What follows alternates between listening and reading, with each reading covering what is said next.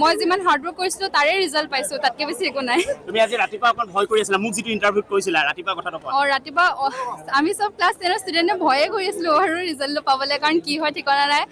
কিন্তু ওলাই আহিলোঁ, মানে মোৰ ছাৰৰ কল আহিলে, মালে যে ষ্টেণ্ড কৰিছোঁ, সেইটো মুহূৰ্তত বৰ ভাল লাগিলে। পূৰ্বে টপ 10 আছিলে, এতিয়া অসমৰ ভিতৰত শীৰ্ষ 3জন আছে, তুমি শীৰ্ষত আছা, টপ 10ৰ শীৰ্ষত আছো বুলি আমি ধৰিছোঁ। কেনেকুৱা সেই টপ 10 আৰু 3টা বাচিছে, কিবা আছে নেকি ক'বলগীয়া? মই কেতিয়াও ভবা নাছিলোঁ যে মই টপ 10তো থাকিম, কিন্তু মই সেইটো লৈ প্ৰিপেৰেশ্যন কৰা নাছিলোঁ যে মই টপ কৰিব লাগিব। মই সেইটো লৈ প্ৰিপেৰেশ্যন কৰিছোঁ যে ভাল পাব লাগিব। তেনেকুৱা ইমান মই তেনেকৈ ফিক্স নাই, কিন্তু মই বহুত দেৰি পঢ়া নাছিলোঁ, কিন্তু যিমান দেৰি পঢ়িছিলোঁ ভালকৈ পঢ়িছোঁ।